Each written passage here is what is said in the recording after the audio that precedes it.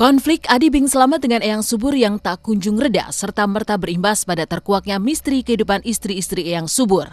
Dari 8 wanita yang dinikahi Eyang Subur, nyatanya tak satu pun yang tercatat di Kantor Urusan Agama atau KUA Kebonjeruk, Jakarta Barat. Padahal Eyang Subur sudah tinggal di kawasan Tanjung Duren, Kebonjeruk, Jakarta Barat sejak tahun 80-an. Bukan rahasia lagi di lingkungan itu, 8 istri Eyang Subur tinggal bersama di satu rumah. Tetangga Eyang Subur hafal betul siapa saja ke-8 wanita itu. Kalau saya ketemu ya hampir semuanya ya. Hampir semuanya. Iya. Ya pernah ketemu ya, ada kan. Ya apalah. Dari yang pertama Bu Eri, Bu Ati, Bu Ani, Mbak Dike, Mbak Ani, terus Mbak Ane, Noni, terus nanti Mbak Anita. Pernikahan Eyang Subur dengan istri-istrinya tidak ada yang tercatat di sini. Di KUA Kecamatan Kebonjeruk. Satu pun kagak ada yang tercatat di sini.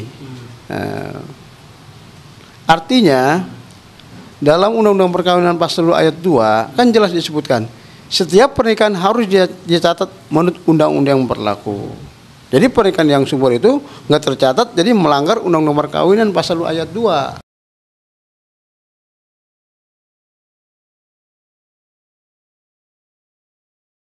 Mengapa hampir 33 tahun bermukim di Tanjung Duren, tak satu pun pernikahannya yang tercatat? Aneh memang kedengarannya, tapi itulah kenyataan yang dipaparkan Kepala KUA Kebonjeruk.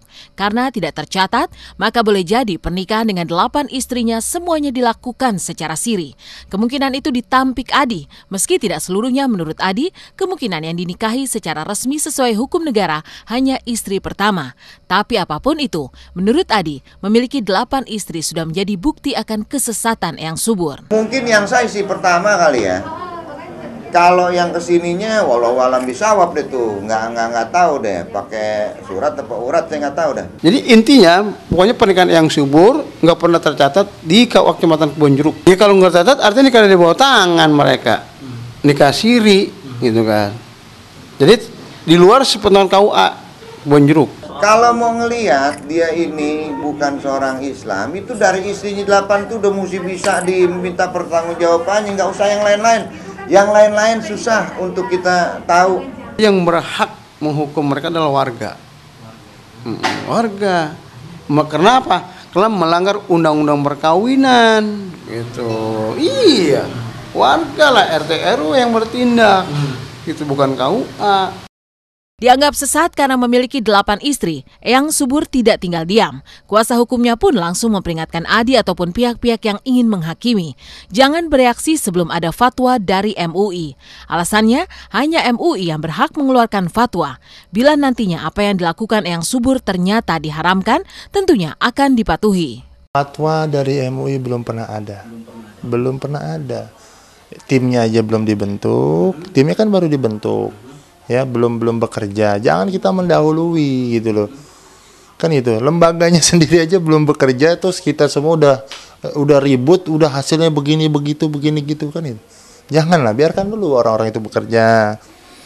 Jangan kita vonis-vonis itu, janganlah. Kacamata agama maupun hukum perkawinan punya cara pandang sendiri terhadap sah tidaknya perkawinan Eyang Subur dengan istri-istrinya yang berjumlah 8 orang. Begitu pula dari sudut pandang seksologi, Dr. Boyke memiliki uraian tersendiri. Lelaki dengan 8 istri di mata seksolog ini tak ubahnya seorang yang haus pujaan dan memiliki kelainan kepribadian. Tak pernah puas dan akan terus menambah istri. Namun semua disangkal habis-habisan oleh kuasa hukum Eyang Subur. Alasannya, Eyang Subur memiliki banyak istri bukan semata-mata hasrat, tapi lantaran wanita yang diperistrinya butuh pertolongan. Di mana-mana ya, laki-laki itu kan ingin dipuja. Salah satu ciri untuk menunjukkan bahwa dia itu dalam tanda kutip jantan, nih gue bisa punya istri lebih dari satu. Nih gue bisa punya istri 5, 6 dan sebagainya. Pria-pria yang beristri dari satu itu dikenal dengan nama penyimpangan seksual yang namanya Don-Juanism. Pada Don-Juanism ini demikian. Ya, jadi ada dasar kelainan kepribadian atau kelainan kejiwaan, ya, di mana dia tidak pernah merasa puas. Ya mungkin yang sendiri punya dasar pemikiran kenapa dia menikahi kan itu. Ya tentunya ada apa namanya, ada latar belakang yang menjalani itu gitu kan. Yang saya tahu, yang saya ceritakan, memang orang-orang ini perlu ditolong.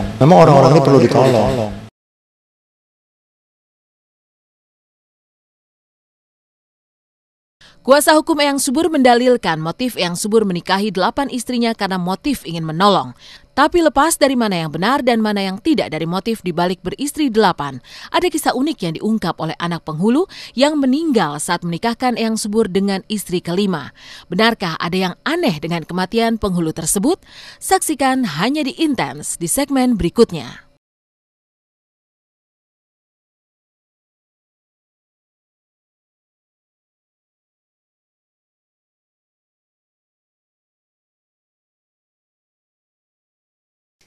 Bukan hanya misteri istri-istri Eyang Subur yang terkuak, Bustomi, anak dari penghulu yang menikahkan Eyang Subur dengan istri kedua, akhirnya angkat bicara. Menyingkap tabir di balik kematian sang ayah yang begitu tiba-tiba. Benarkah ada sesuatu yang janggal dengan kematian ayahnya?